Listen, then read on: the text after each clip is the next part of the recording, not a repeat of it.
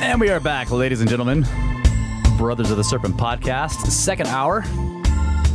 And still talking UFOs here. So I want to step away from the latest book, Trinity, which I just tried to give, I tried to give a brief overview, and it turned out not to be brief. Yeah. Good book, though. Go get it. I do recommend reading it. But so, you know, that in combination with all this other stuff that's happening right now in the news with UFOs, I started poking around in forums. I just wanted to see, you know, in the UFO forums, various ones. Take the temperature. Yeah, I wanted to take the temperature of people who talk about this stuff and see what they're saying about what's happening, see how they feel about it. There's a lot of... there's a lot of kind of this "I told you so" attitude that the longtime UFO believers have had, or that longtime UFO believers are taking right now. They're all like, they're all like, "I told you so" to all the people that thought they were crazy for looking at this stuff now that it's in the mainstream news. That's kind of understandable. But I do have to say I'm slightly disturbed by how many of them seem to take, and this is, again, this is an average. Not everyone thinks this. There are plenty of people who are, I feel, see this phenomenon as far more nuanced than this, but there are a large number of them who are taking this as like friendly space brothers who are coming to save us from ourselves or keep us from destroying the planet or something, fighting war, whatever it is they think. And that disturbs me because this phenomenon, that's not what this is. I don't think. If you can say anything, I don't think that's what this is. I'm not sure we can even take the Space Brothers route. I don't even think we can take the ETH route. I don't fully subscribe to this all consciousness either.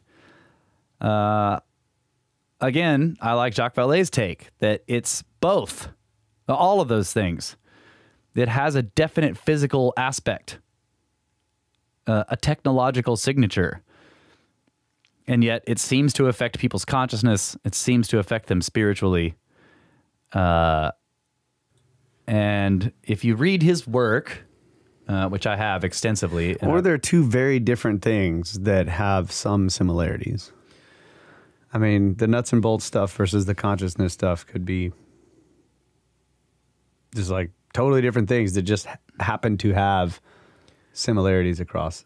Well, the problem is that they merge. Like there are people who are drastically changed in a spiritual way in cases where there is physical evidence and radar traces. So it's like, it's both. And it's across, I mean, you can see the patterns. Like once you start going through all these cases, the patterns just emerge. And the pattern that emerges is that are the points I would say are like, it's been here since before the dawn of time. It seems to show up in a context that, a context that appears to be either aware of the culture in which it's appearing, or the culture in which, or it's designed such that the culture in which it's appearing is able to imprint its symbols onto it. Okay, so that it appears in a certain way, but that it's always at the edges or just beyond the fringe edge of what that culture understands or is able to deal with. You see what I'm saying? So it's always at the edges and the corners, and it's doing this to us. It's doing this to our civilization. And it's like you see this in the sense that our civilization is treating it as like, well, it's a technological thing. We see them as complicated ships that we can't quite build yet, but maybe we could get maybe we could sort of maybe try to understand how it could take place. Whereas in, like, for example, in the fairy faith in Celtic countries, it's the same phenomenon, but it's appearing to them at the edges of their civilization. They always live in the mountains or in the caves at the sea, the places where no one goes, in the fairy mounds that they know to stay away from, and they're removed from their culture just enough. They're outside the edges, but they have all these encounters with them. There's abductions.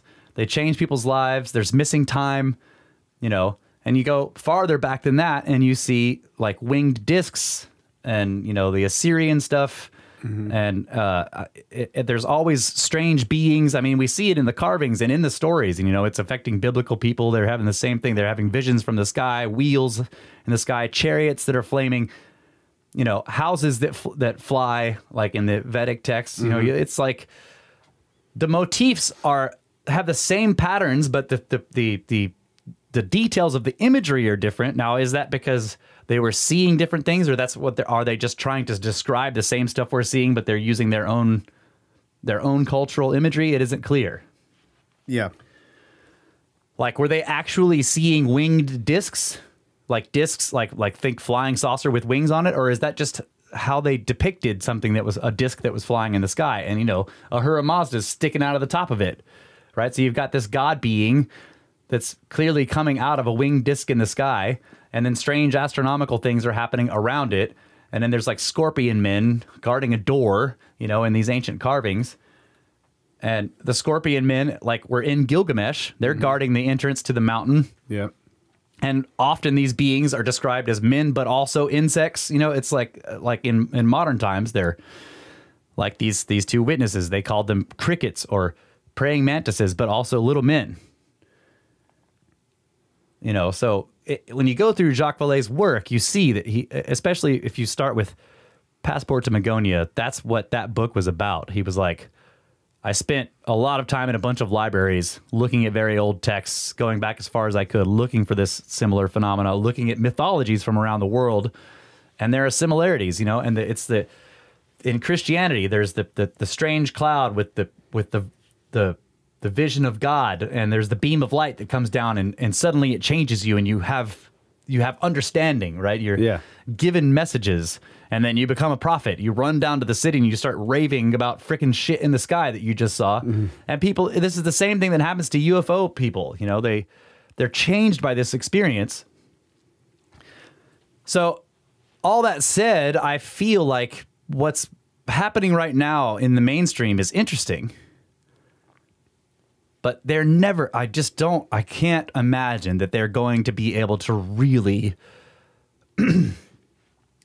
do a disclosure on this topic, because it isn't as simple as beings from a different star system coming here and looking at us. It's way more complicated and ancient and strange than that.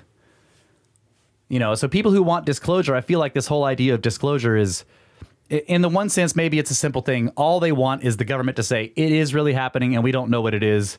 You know, that would be a big deal. And that kind of seems to be what's happening in a way. They're saying these sightings are real. They're seen by very credible people, and we don't know what they are. But this has happened before. We've played a clip on this show of John Sanford saying this thing in a press conference in the 50s. Right? So this isn't a new thing where government people are saying, yes, this is they're acknowledging it. That doesn't turn into disclosure. Now, and the other sense is like, does the government really understand what's going on here?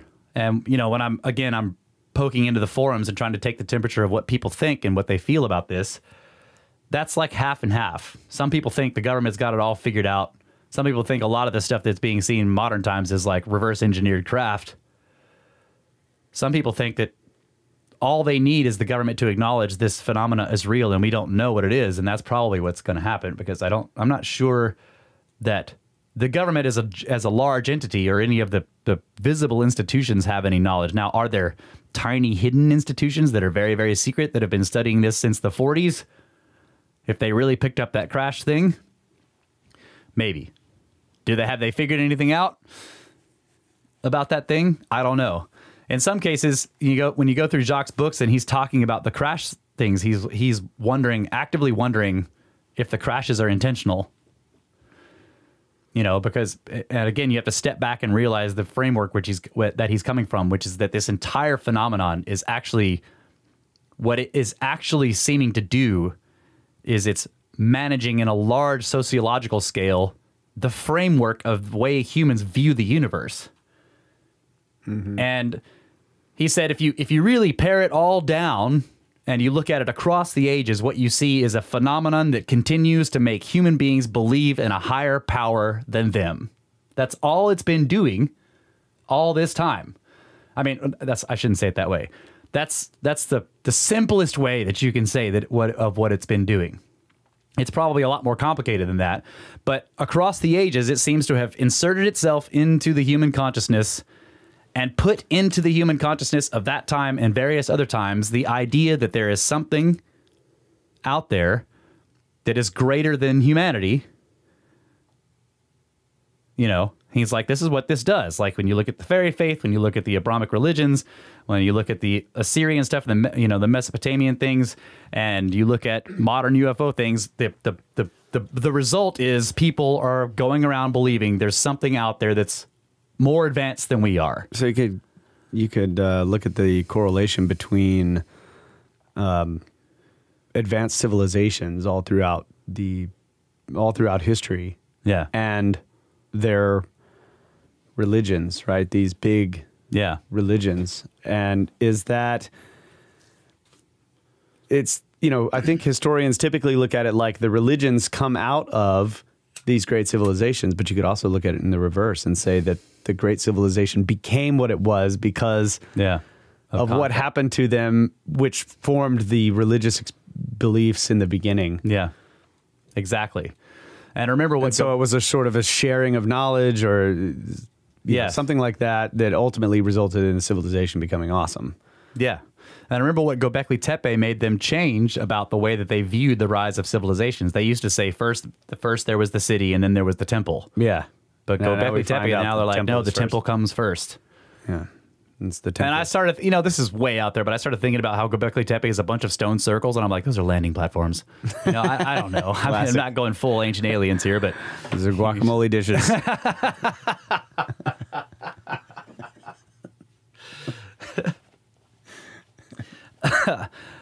And the triangles are chips. Yeah, there you go. Avocados and chips, people. So yeah, I don't know what to expect from what's going to happen, you know, and most of you who are going to listen to this are going to listen to it after the fact, after this Senate hearing thing that's going to take place in June this month. So I'm not going to make any predictions, except that I can say that whatever's going to take place, it isn't going to be an acknowledgement of how weird this phenomena really is. They can't. I don't think that that's possible. It's, you know, maybe people can view it as baby steps, but there are tens of thousands of cases and that's just in the United States. There are many, many more than that from around the world. The one thing about Jacques is he has tons of them from France and Brazil, you know, like lots of UFO researchers do look at other cases around the world, but I'll make a prediction. Okay. I think what's going to happen is that a lot more people are going to start reporting sightings. Yeah. Right, which is probably already happening. It's already happening, yeah. And that can have a chain reaction. Yeah. Because so many people are going to start coming forward that will go back into the flip side. Yeah. Which is like, oh my God, all the crazies came out. And look at what's happened. Right. And they'll just dismiss it as a bunch of quacks. And Jacques has this scaling thing that he does, and nobody's gonna want, I'm sorry, nobody's gonna want, it's like right now you've got this, we've been talking about this, that because serious people are looking at this and being publicly looking at it, other serious people are willing to look at it, right? That's been one of your big points about this whole thing. Absolutely. When all of the crazies come out and start going on shows and reporting and doing all this stuff, and I'm saying that from the perspective of the skeptic, people. the serious person. None of the serious people are going to want to be associated with that group, right? Yeah. Right now, it's like, oh, okay, it seems like safe ground. Right. So anyway. So you're right. So that's a possibility that, because, like, my prediction is that the disclosure cannot be a full one, because it stands too far out. Like I think that our civilization, at least the Western stuff, you know, in the mainstream or whatever, they're at the point now where they could accept aliens, you know, possibly visiting here. I mean, I think a lot of people would be okay with that, as long as they aren't dangerous. A lot of physicists would not be okay with that. That idea, yeah, because it implies that they're traveling here. Yeah, breaking physics. Well, yeah. Okay, so let's take it another way. People sending probes, maybe. Yeah, people are talking about it being full AI. Yeah, partially explaining how they can make these enormous maneuvers that would tear apart anything inside. But it still doesn't really explain it, because some of the maneuvers that they make would tear apart any known material that we have. Right. So their material science, at the very least, has to be really good. People are speculating about, the way the craft move. I don't know about any of that, but I think people in general are okay with the idea that there is aliens, or at least alien artifacts here. And those people will look at it from the thing of like, this started when we started blowing up nukes. To them it starts in the 40s or 50s. But the phenomenon is much older than that and much stranger. And there are plenty of accounts from modern people that are they're well documented, and they're not fringe cases. This isn't like somebody like, I woke up in my bed or I went to sleep and then I was abducted. There are cases of people disappearing in view of other witnesses, and then being picked up hundreds of miles away a week later, having had no idea where they were. It's like there are cases like this. Travis Walton is one of them. There's plenty of others when you go through the books. I can't give a rundown, but really when you read Vales' books, he just has case after case, and he's making his case about this. He's trying to show you, like, let's first understand how strange this phenomena is, how often it's this strange, how it seems to, he talks about how it seems to inject absurdity into the experience on purpose. Mm-hmm. He's like, you look at this account, and at first you're like, sounds like a dream. Yeah, at first you're like, all right, the craft is in the sky. You're like, this could be technology. The craft lands. All right, now we've got landed interesting technology. The alien comes out. Now it's a little strange because the alien's weird. It's a biped. It can talk to us. It doesn't have a helmet. It can breathe our air. And then there's some strange ritual of exchanging of items, or it says ridiculous things, or it tells the person what are clearly a bunch of lies. I mean, sometimes they've lied just as blatantly about what time it is. There's like the one alien asks the guy what time it is. He tells him it's 2 or something, and it's like, you're lying. It's 4 o'clock. It's definitely not 4 o'clock. And then it leaves. You're like, what was that about? What was the purpose of this? Like, what is the reason? And it's about injecting, and Jacques' like, is it trying to tell us that time is irrelevant, or is it just injecting absurdity into the experience on purpose for some reason? Like it's doing some kind of psychological manipulation, possibly, or who knows? I mean, who knows? But the encounters are weird, and it's like they're weird on purpose. And when you look at large numbers of cases, you can see that the pattern is weird, and you can see patterns emerging from the weirdness. Like one really interesting thing I found was like the Lonnie Zamora. He sees an egg-shaped craft. So this is another avocado, but it's standing on one end, right? He describes it as an egg. It lands. He sees a couple of beings, and they take off. But meanwhile, he sees a symbol on the side of the craft, a red symbol, and he draws it, takes a note. And Lonnie was a policeman. Okay. And the first thing he does after having the experience is he asks to see a priest. Like this is so you that kind of gives you an idea of the way it affects people, right? He asks to see a priest. Meanwhile, some researcher much later looks at the symbol that Lonnie had drawn that he saw on the side of the craft, and the guy's like, "Wait a minute!" And he digs through his records and he finds out that that's the ancient Arabic symbol for Venus, right?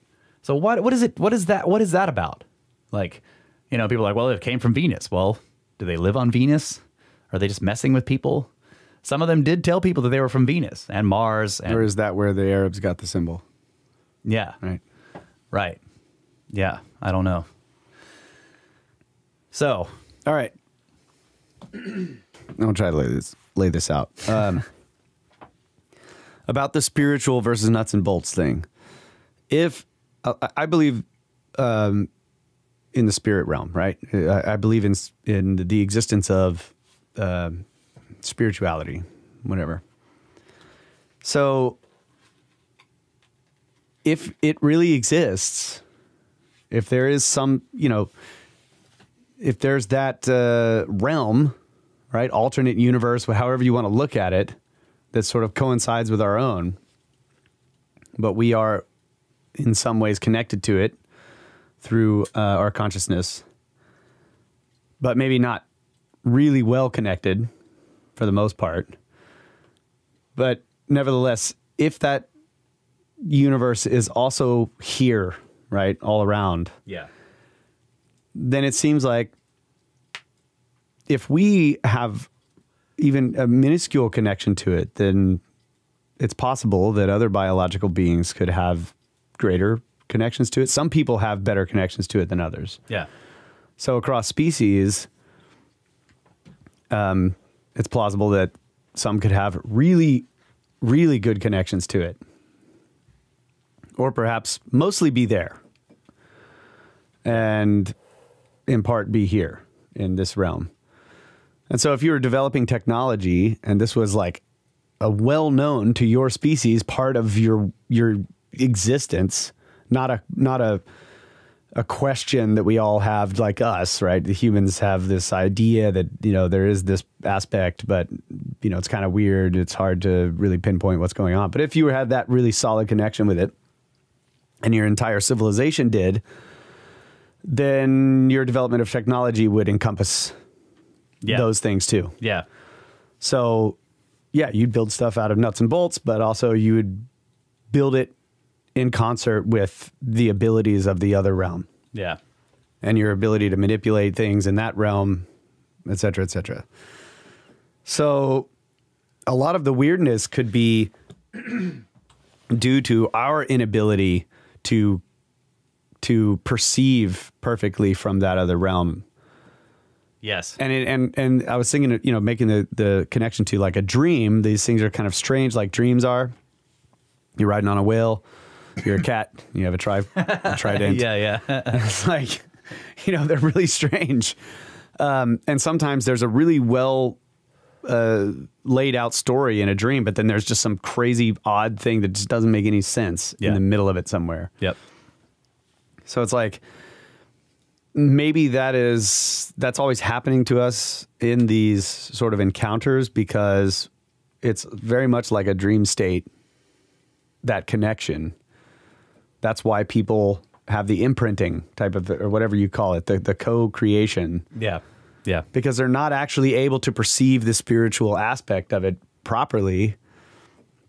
And so it's more an interpretation in their brain, as to what they're seeing, as opposed to actually seeing it for what it is. Right.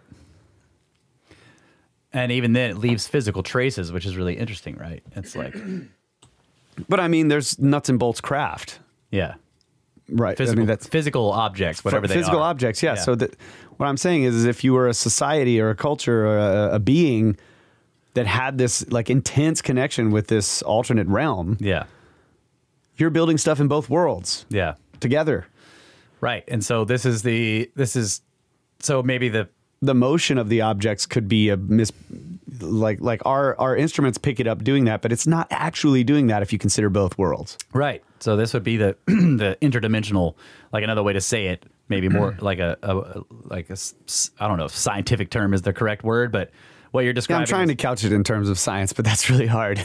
Well, I mean, what you're saying is spiritual, but I think that, like, the both worlds thing, like it could be described as interdimensional. The other realm, is whatever it is they're from, and there are ideas that. But I mean, ancient peoples describe their encounters as visions. Yeah. In many cases. Mm-hmm. Yeah. So, and there are visions that are described in modern UFO cases as well. That's what I mean. What makes it really interesting. Like they have an encounter with a nuts and bolts something or other. Yeah. But they also have visions at the same time. Yeah, they see pictures in their heads, or they see pictures that appear to be out there, but maybe aren't exactly. Or they pick up the information just telepathically. Yeah. So there's also healing. A lot like a dream. Healing is associated with, like, anomalous healing is associated with many UFO cases, like modern ones. People are healed of wounds. When the light hits them, they get all these pictures in their head. They're frozen, they're paralyzed, they hear buzzing noises, and then later they realize that some wound they had or some ancient old injury is gone. Doctors don't understand, like cataracts disappear from their eye. You know, it's like it's common, and it's like this is the same in religious stuff. You know, the healing that takes place, and then in some cases, visiting the site can cause continued healing after a while. You know, over time, and then there's this connection with crop circles is interesting because if you go back far enough in modern stories, they used to call them saucer nests. Okay, when they first started seeing these things, they're basically flattened circles of grass or marshy areas, you know, and they called them saucer nests and they were associated with somebody seeing a craft land or take off from the ground there. And they go out and they find a big circle in the grass. And then there's all this anomalous stuff and people take soil samples because they think there was a craft there. They take soil samples and it's weird. And there's like the strange things have happened to the soil. And then later nothing will grow there, but a circle of mushrooms shows up. So now you have a fairy ring, right? And the mushrooms are abnormally large. And then when you go back and you look at the fairy faith in Celtic countries, they would describe fairy rings out there. And they would say, yes, the fairies grow these and they use the mushrooms to sit on. And they're actually large enough to sit on because they're huge, right? They're giant anomalous mushrooms. Big comfortable chair. Sometimes are phosphorescent, so they glow in the dark. Oh, that's cool. You know? So it's like weird. There's strange things like these saucer nests that if you go back far enough, they connect. And then there's the airship sightings. And yeah, I mean, it's stuff like they're dragging anchors along the ground. You know, and some guy comes out of the ship and climbs down the rope like he's underwater and he's got to cut the anchor free from whatever it's caught. And he sees all the people and he freaks out like he's like going down underwater. And then there's all these people down there, you know? Yeah. There was actually one story where he gets down close enough and the people, because they all come out of church because they hear the anchor like drag across the top of the church and then it gets caught, right? And they come out and they see the guy coming down the rope. And a bunch of them grab onto him, and the bishop is like, no, let him go. He might suffocate because they can tell that it looks like he's coming down from a ship like he's in water. And they let him go, and the guy freaks out, and he just cuts the rope and like climbs back up. You know, you're like, what is going on here? What is happening? So I just can't imagine that the disclosure, if there is any disclosure that's happening right now, is going to be able to address any of that stuff. It's too far out the edge. No way. They're just going to address whatever the nuts and bolts aspect, I think. Yeah. Right. Yeah. Now, I have heard some people explain how this changes people's lives, but I just can't imagine that they're going to be able to really see how weird this phenomena is, you know. So that's my take on what's happening right now. I agree. And I mean, it's hard enough to, it's impossible actually to weed out the stories that are just not factually correct. Yeah. You know, I mean, it's impossible. Yeah. Yeah. So the good ones are the ones with multiple witnesses and multiple ways of checking. Right. And those are the ones that, you know, in general, those are the ones that are in Vales' books. So if you read Messengers of Deception, and then when you get into things like Messengers of Deception, when you get into Revelations, and when you get into the Invisible College, then he starts describing how the intelligence agencies get involved. And then it gets even more complicated because so you have the phenomenon itself. Then you have hoaxers, people who are just making hoaxes. But then you get the intelligence agencies or whatever it is, maybe branches of the military. Who knows what they are? Some of them seem to be esoteric organizations. And they start, whatever these other organizations are staging basically what are hoaxes that are incredibly complicated with lots of witnesses, and it really messes with people, and it seems to there's this overlap with the phenomenon itself, because then later there's a big flap of sightings and symbols from what is almost clearly an intelligence hoax show up in actual sightings in a different country years later, and you're like, wait a minute, as though they knew it was going to happen or something. Yeah, or the phenomenon itself it knows about the hoax, and because it likes to be weird and on the fringe, merges some of those symbols from the hoaxes into its own appearances in a different country. Loki. Yeah. It's trickster-like. And it takes people years later looking back through files of multiple countries to put these two things together and say, wait a minute, why is that symbol on this what looks like a legitimate UFO flap in Russia? Well, I mean, okay, but the other way it could be looked at is that similar to stuff we've been going through in hidden history, where like this guy finds a pretty legitimate find, and then somebody else comes along and is like, oh yeah, I put the skeleton there, you know, blah blah blah, and turn it into a hoax. Yeah, even though it actually was legitimate. Yeah, do some things that make it seem like a hoax after the fact. Yeah, yeah, yeah. And there's, you know, the other aspect of it is the possibility that whatever this phenomenon is may be able to, well, okay, if you begin to make the connections using pattern recognition to more to older phenomena like the fairies and even the, say, the magic practicing of the Middle Ages, then you get into the concept of people who are saying it is possible through certain rituals to make pacts with these beings and they will show up on command. Okay. That was definitely a consideration with the Fae. Solomon. Yeah, and with Solomon. So now the question is are these the demons and the angels? Yeah.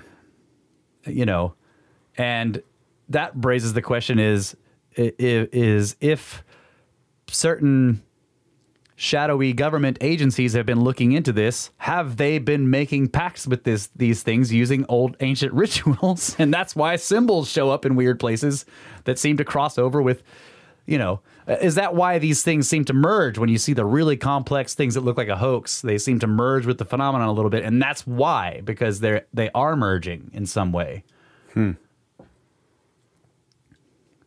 No idea. Yeah, I don't either. I'm not actually asking a question for an answer. I'm just posing it as a thought experiment. Like, could this be taking place? And this is what's muddying the waters. And then, you know, of course, plenty of sightings are going to be.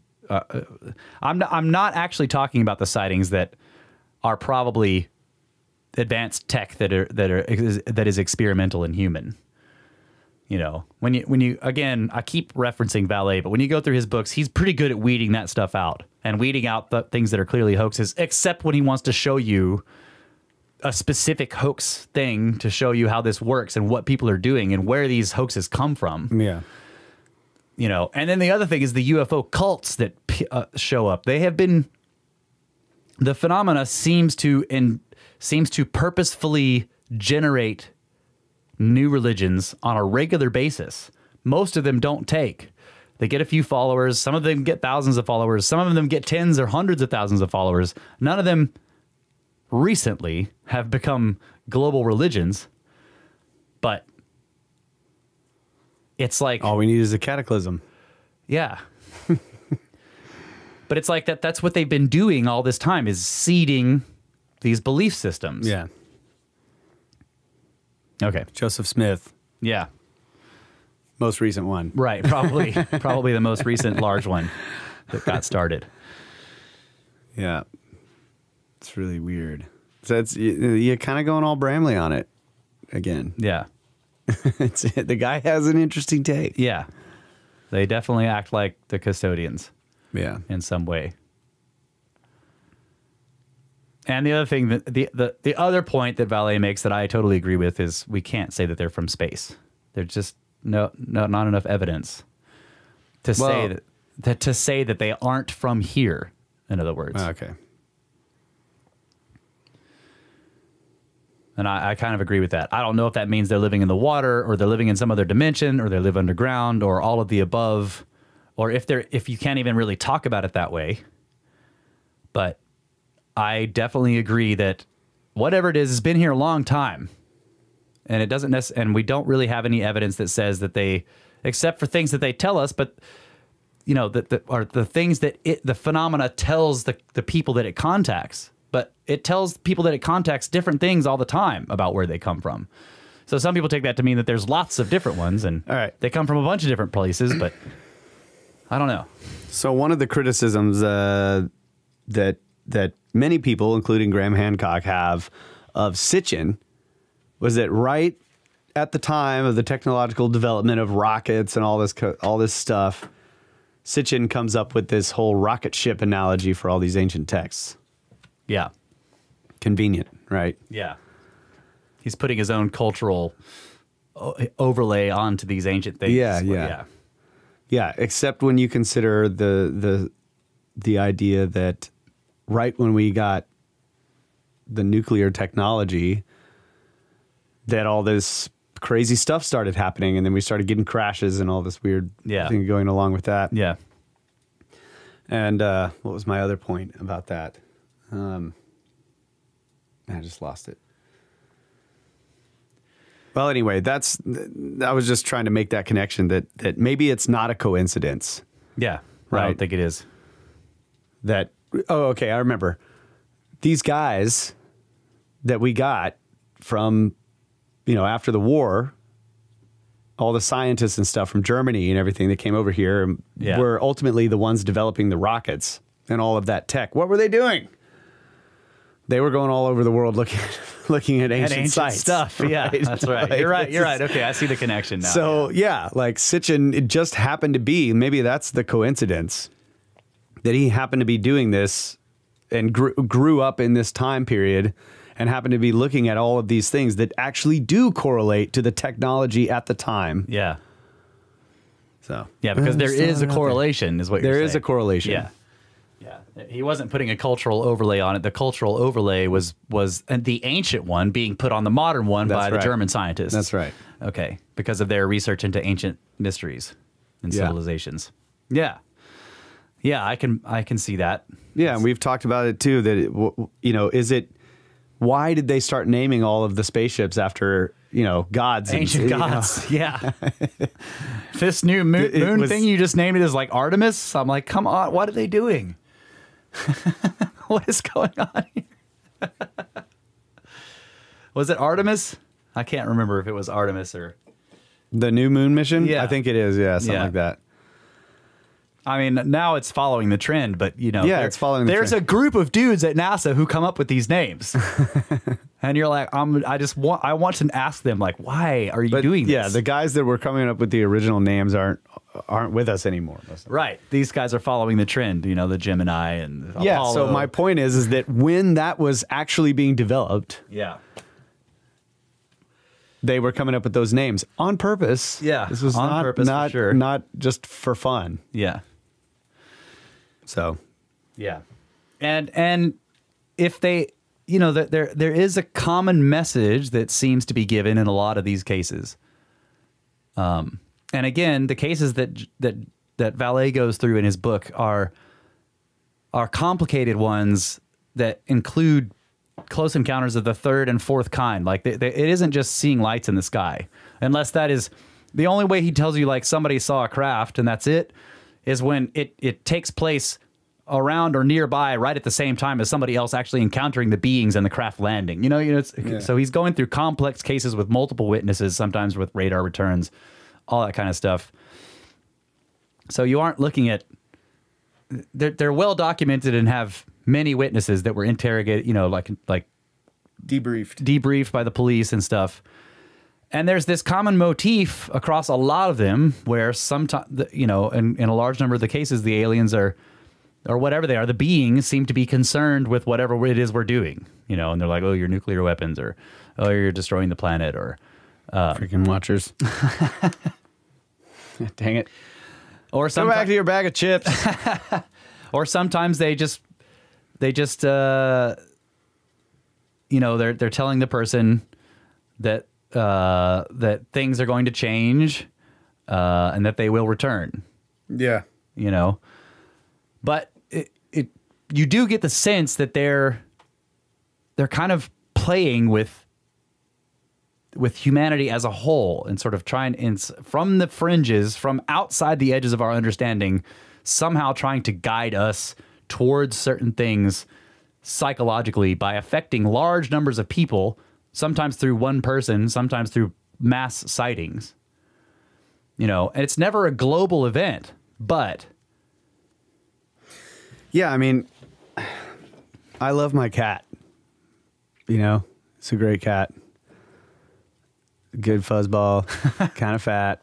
I feed him well, try to take care of him, love on him. But every now and again, I bust out the laser. Just mess with his brain. Yeah. Yeah. Yes. Yes, but are you guiding him towards something strange with that laser? Is it a long, this is a lifespan thing that you're doing over time that seems to be calculated to turn him into a different kind of cat by the end of his life? Because that's what this seems to be. I just want to confuse him sometimes. Okay. And maybe that has some ultimate result that I'm not smart enough to figure out. Right. Just surely there are some of those out there. Yeah. All right. Let's take a break. And then we'll, I think I'm done with this, right? Yeah. Done with this? Yeah, I think we can do some emails and then we'll wrap it up. Yeah. All right. Snacks!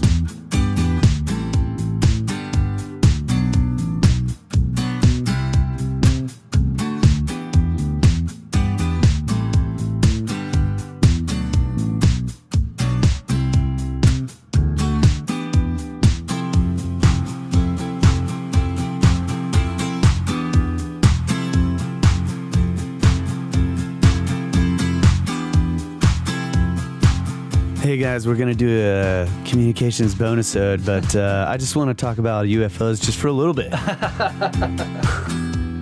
And here we are. Welcome to the last segment. I should have known. I should have known. Yeah. All right. Communications bonus segment. Yeah. But Bonus it's not segment even for the communications. And yeah, we will be having Marty back to do more UFO episodes that are heavily researched and not like off the cuff like what I just did. So those will be good. Got a couple of packages. Oh yeah, we got some one-up boxes.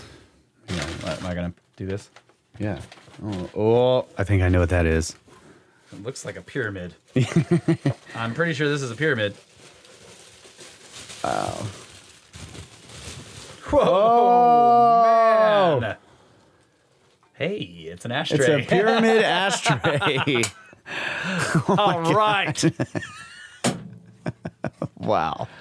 That's awesome. It's metal and it has hieroglyphs all over Hieroglyphs it. on it, and this is now my ashtray forever. Oh my gosh, that's awesome. That is amazing. I'm super jealous. Holy crap. Who sent that? That's got to be from Anne. There's no note in it, but I'm pretty sure it's from Anne. Man, Thank you, Anne. That is beautiful. All right, next package. Now this is from our good buddy Jeffrey Appling, That's right. who actually he mailed us the gift that is supposed to be for the person who told us to go check out his blog. Yeah. And we still don't know who that person was because the comment was anonymous. So whoever you are who put the comment up there on the website that said, go check out this guy's blog Yeah. about ancient coring and ancient technology, we have a gift for you. Yes. And it's awesome. But he also sent some other goodies in here. So, and I think these goodies are for us because, whoever your anonymous is, we're not giving you these. That's right. So let's see what. Man, there's three. There's a bag of stuff.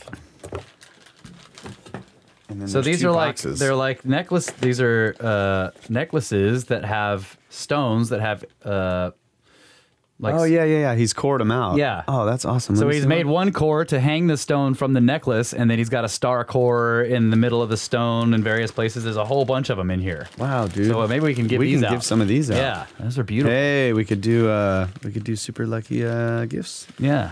Wow, thank you, Jeffrey. Yeah, there's a whole set of them in there. Awesome. Very cool. Yeah. Yeah, and they have notes, or they have little scrolls attached to them too. We'll have to check out. Yeah. We'll have to check out some of this. And then, okay, there's two boxes. Jewelry of the Gods by Appling Jewelry. Here, you have one. Oh, yeah. Another necklace. Looks like mother of Oh pearl. my gosh. This one is quartz. Oh, Oh wow, yeah, that's pearl with all the cores drilled through it. Stars and circles and squares. Dude, look at these quartz crystals with the cord. Oh man, those are cool. Those are really cool. That's awesome. Man, thank you, buddy. These are awesome. Yeah, and a couple of pyramid necklaces here. Triangular ones with the holes in them. Kind of looks like jade almost. God, but I don't really awesome. know what jade looks like. But it's green and beautiful. Man, thank you. These are really awesome. And so we have so it says jade, star-shaped holes in soft shell, and star-shaped hole and core from tough nephrite jade from California. Oh, mine doesn't have a label. But these are quartz. Yeah. Thanks, so Jeffrey. cool. These are awesome, man. Very cool. Yeah. Yeah, so we have some awesome gifts to give out too, because there's a bunch of these. Yeah. Jewelryofthegods.com, folks. Check it out.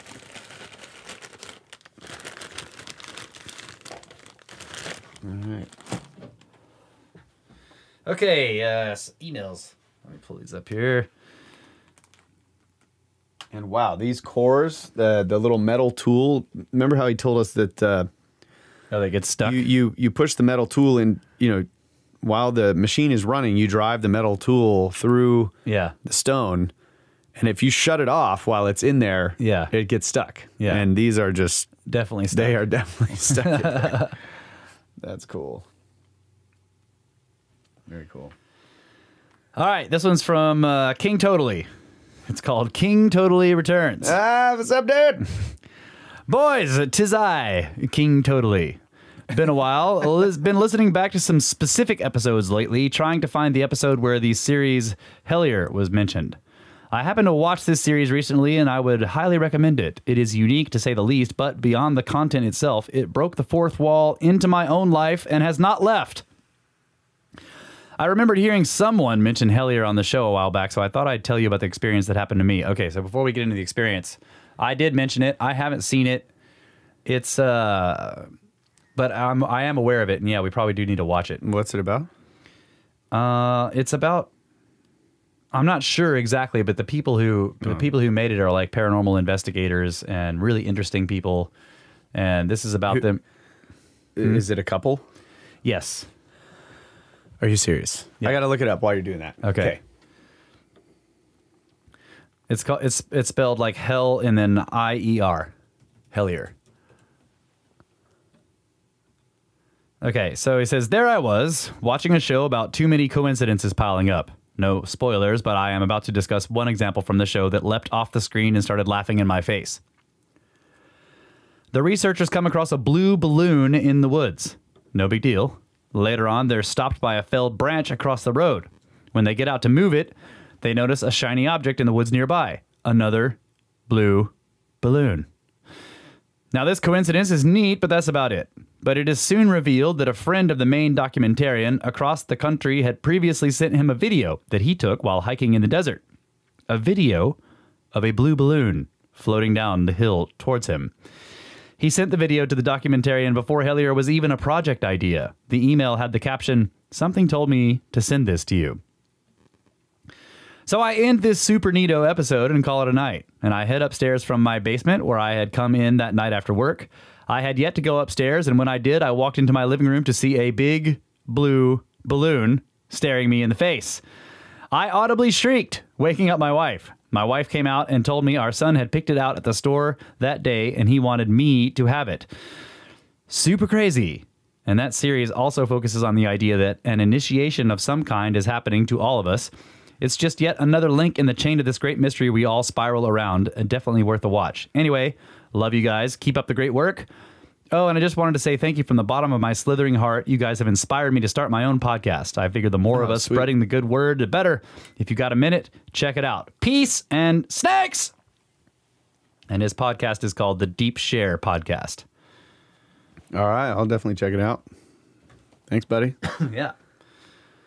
And yeah, the one of the things that happens in Hellier, as I understand it, is the synchronicities. So I think that's what he was talking about there. All right, so it's not made by who I thought it was. Okay. Just briefly there, but anyway. All right, this is from Isaac. He says, bros, I just found your podcast. Really feel bad that I've just discovered you. I'm a writer west of San Antonio, and I'm currently working on a series of real-world science fiction using quantum physics and prior catastrophic evidence. Oh. I'm big into esoterica, and I'm a student of the world, constantly learning, and would like to pry your minds and give some of mine as well. Let me know. Snakes! Cool, man. Yeah. Well, we pry our minds on the show every week. What? I was just looking at real world science fiction, quantum physics, and prior that's cool. Yeah. Should go check out Canyon Lake Gorge.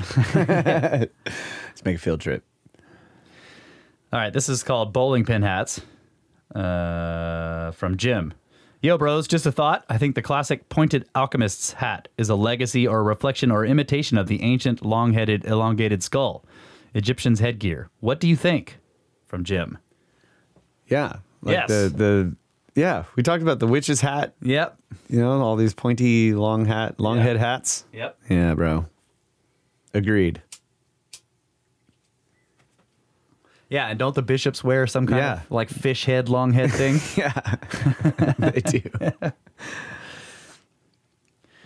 All right, this one's from Shannon.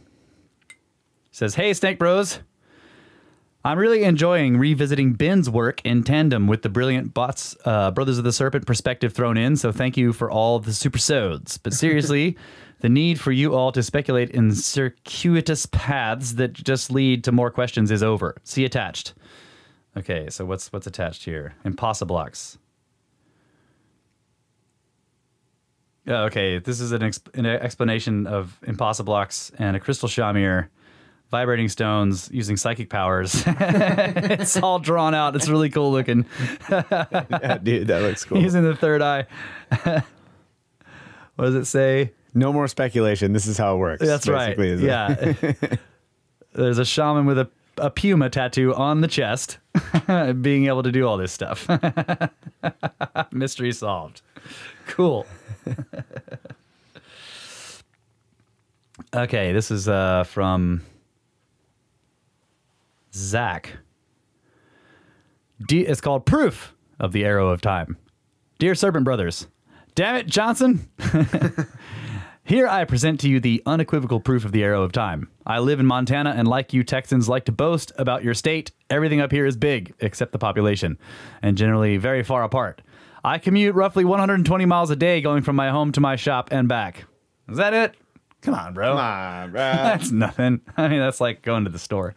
I almost always listen to your mostly coherent ramblings, and while I keep it more or less in between the lines on the highway, when I can see them because driving in the snow sucks. Anyway, because I drive so much, I was just about to roll my Nissan Pathfinder over to 200,000 miles, and I had planned on taking a picture of it when it happened. But alas, I was completely enthralled, as usual, with your conversations, and totally missed my opportunity to do so and overshot by a few miles. Oh. Thus, I present to you my irrefutable evidence of the arrow of time. There ain't no way I can roll the wheels back to get my pick. You guys always talk about strange coincidences and interesting connections, and, well, the episode I was listening to was number 150, The Arrow of Time.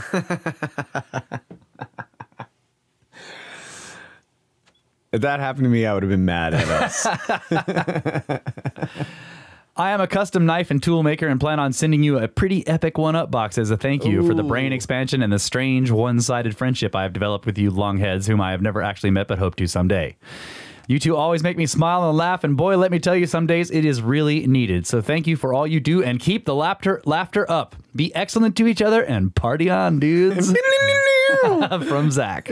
P.S. Please send me your address for the box. All right, I'll do that. I guess I haven't done that. I'm sorry. I'm way behind on this. Remind me to send this guy the address. Yeah, dude. Hey, we appreciate the. I mean, it's a two-way friendship because I mean, you know, knowing that all of y'all are out there, it makes the show what it is. Yeah, you know, it really has just made it a pleasure to come in here. Absolutely. And stare at the wall and talk because we know you're there. That's right. Okay, let's see. This is from David. Not Getson, but another David. It says, it's called Virtually Exploring Lost Civilization. Hey, snakes! Love the show and been digging the Swapcasts. You guys have great energy and passion and often get me back on track with my own projects and writing. I wanted to share with you a project I've been working on over the past few years, been capturing and photographing ruins around the world for a virtual reality project called Before Our Time. I've captured some 22 plus sites so far and have hours and hours of 8K 3D 360 footage.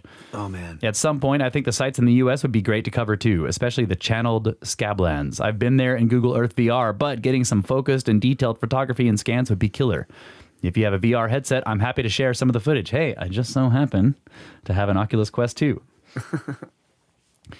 Anyway, I just wanted to say hi and let y'all know I've been tuning in for a while and really appreciate the content and the perspectives. I'm currently living in the Sacred Valley by Ollantaytambo and Pisac, and have enjoyed being stuck here during quarantine.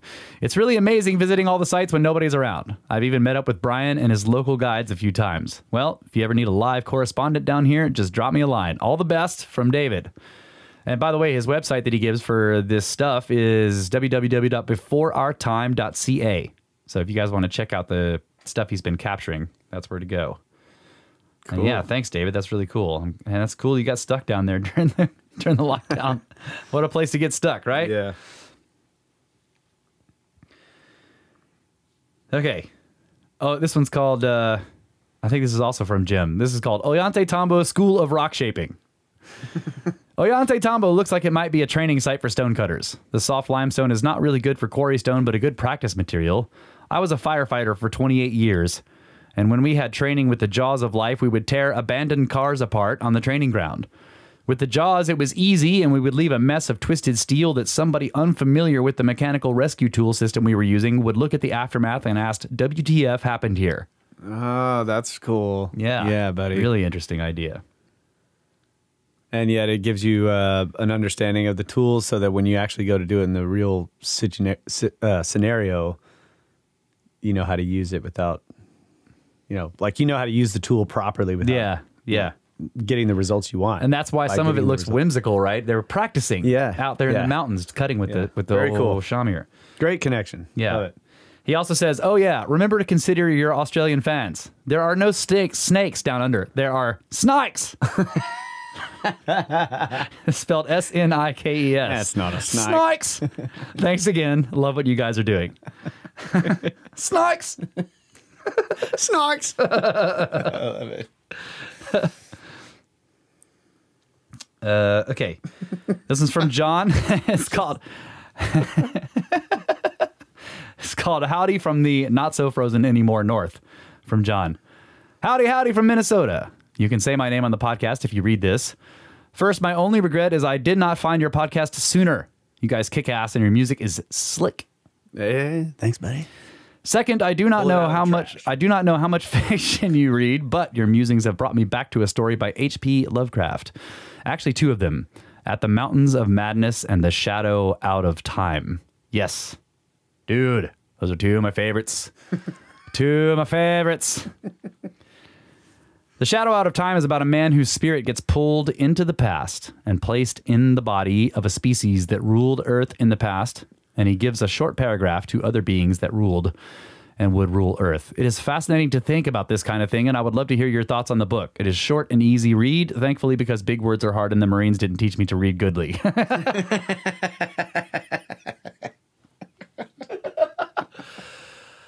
Yes, so, okay. The Shadow Out of Time, to give a, let's see. Okay. The story, basically, the premise of the story is this guy, suddenly his personality totally changes. And then he starts traveling all around the world. He starts giving, he seems to be much smarter. And he becomes much more interesting, and he starts to get in, like he goes all, Comte de Saint-Germain, like he starts getting in with all the top people and he's talking to people, and it lasts for, I don't know, 4 years or something. And then he changes back, right, to who he was before. And he has to, after he changes back, he has to recover this lost 4 years because he doesn't remember anything. He's just like, suddenly he's somewhere else and his life is different. He's like, what the hell? And then he asks around and he finds out that he did all this stuff during all this time. And he has nightmares also about crazy things. And eventually he begins to learn to, I can't remember if he gets hypnotized or he learns to explore his nightmares, but he basically finds out that what happened to him, the premise is that in the deep past, there was a totally different civilization of Earthlings that were, like, think old ones. They were very powerful, psychic. They totally were not bipedal hominids. They were something completely different, living in the Carboniferous era of ancient Earth. And they became extremely technologically advanced. And one of the researches that they used to do was reach out into the future and grab onto some intelligent being there and swap spirits, right? So they would send one of their spirits into that person's body way in the future to learn about what Earth was going to be like way long after them. Meanwhile, that person would get snatched back into their time and inhabit one of their bodies. Right. So over time, the guy recovers his memory of being this crazy, like, cephalopod-like thing from the ancient past and exploring their libraries. And they get him to write down some of his. He learns about them. He learns that they're actually afraid of the ruins of an even more ancient civilization. Oh, man, yeah. You throw that in there. Yeah. Yes. You know, I don't. Is it weird to give spoiler alerts on a story that's like 100 years old? But. Go read the story. Go read the story, because the end is the part that you want to hear, to read. So yes, I loved that story. I love it. And there are audio versions available that you can find on YouTube because people have read them. You know, H.P. Lovecraft is in the yes. And then the other one that he mentions is The Mountains of Madness, and that one is a story about exploring. I can't remember if it's Antarctica or the Arctic. I think it's Antarctica.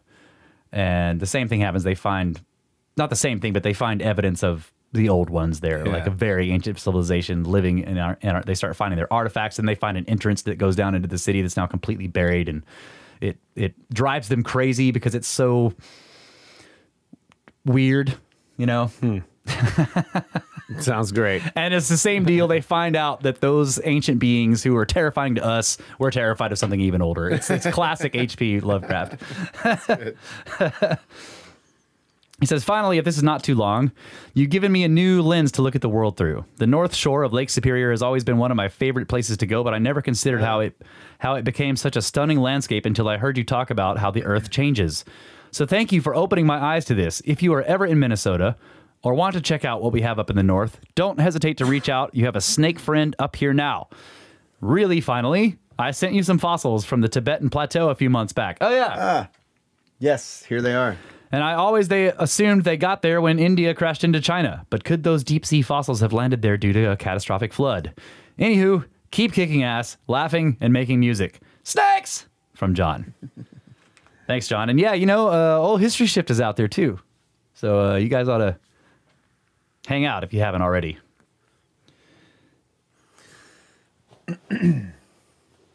Let's see. There's another one from Jim.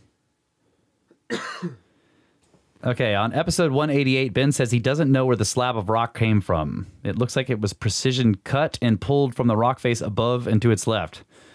Then left for display as a trophy or example, supporting this training theory I had. I wonder what the measurements are of this slab and the cutouts. Yeah, okay. So yeah, he's watching the swap casts and commenting on them, basically. Yeah, I know what slab of rock you're talking about. It's like that flat. It's like, it looks like a tabletop. It's kind of leaning up. Oh, against, yeah. In the Serapeum. Yeah. No. It's in Peru. Oh, in Peru. Yeah. It's up in the mountains. It's like leaning up against. It's like a random, beautifully cut slab of rock leaning up against an area. And I was like, where did that come from? He's like, yeah, I don't know. I was thinking of the doors in the Serpent. Oh, yeah. The slabs of granite that are just leaning up. Yeah, well, I think Jim is saying that he thinks it was that slab. It's in Peru that's leaning up. He thinks it was just cut out of a nearby rock that he could see. Possibly, Jim. I don't know. I think that my instinct is that Ben would have known about that if that's what people. If that's clear. But maybe you're right. Who knows, man? Okay, this is called Wine and Catastrophism from Ryan. Hello, Serpents. My name is Ryan, and I am an avid fan, a listener, investigator of your work and your colleagues, and I'm so honored to be able to have the opportunity to follow you guys and enjoy everything you're doing. I am also a beverage enthusiast and started a project of hard cider making in rural Maine. And we are looking to do a lot of synchronicity as far as blending grapes into the cider. Listening to your passion with your grapes, we're doing very similar thing, cultivating, growing here on the property. But I would be wondering if you would recommend any Texas grape vineyard that sells juice or must that you guys would recommend thinking that I follow you for your knowledge about catastrophism. I would wonder if you had any recommendations on wine to follow. I appreciate your time very much, and thank you for all your work. Keep it up and enjoy the ride. From Ryan. Well, not the vineyard specifically, but maybe contact William and Chris Winery. Ask them, because they do source, grapes, fruit from the high plains in Texas. And also they have some local vineyards. And Bill Blackman is one of the best authorities on growing grapes. Yes. And so even when it comes to vineyards that they don't own, as the winery that's buying the fruit, they have they play a big part in the growing of the grapes. And he knows how to take care of them and get a good product. So check out William and Chris. Bill Blackman is the William of William and Chris. So that's one. And then another company that we are actually entering into a sort of a partnership. It's called Custom Crush. They're called Slate Mill, and they have a very big operation. They do custom crush. So I'm not sure if they will source the fruit for you. They might though, I just don't know about transporting, right? Transportation of the fruit is because we're harvesting in August. It's very hot. Yeah. And so if the fruit has to be cooled or has to go quick. Yeah. If the fruit gets hot, it's no good. That's bad news. So, yeah, you need to pre-order, and they need to know that they're going to send you cooled fruit all the way to Maine. Yeah, that's a long way. Yeah. We're just talking about like 30 hours of driving. Yeah. For a trucker, it's going to be more.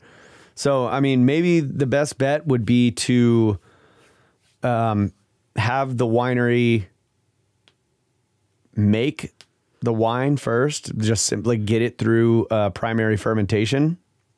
Once it's through primary fermentation, then it could be I think it would be much easier to ship in a refrigerated truck. Yeah. Maybe he doesn't need that much. He wants to add it to their cider or something. Yeah, it also depends on how much you're making, because if you're making if you're doing like batches in your garage or something, then maybe we can just send you some. Just get a big cooler and throw some dry ice in there and ship it to you. Yeah. I mean, yeah, I don't know. It's interesting. So yeah, let us know let us know more details. Yeah. All right. Are we done? I see we're over 3 hours here. We got still. Yeah, we went a little long on a couple of the segments, but Yeah. I wanted to talk to you, all you people out there.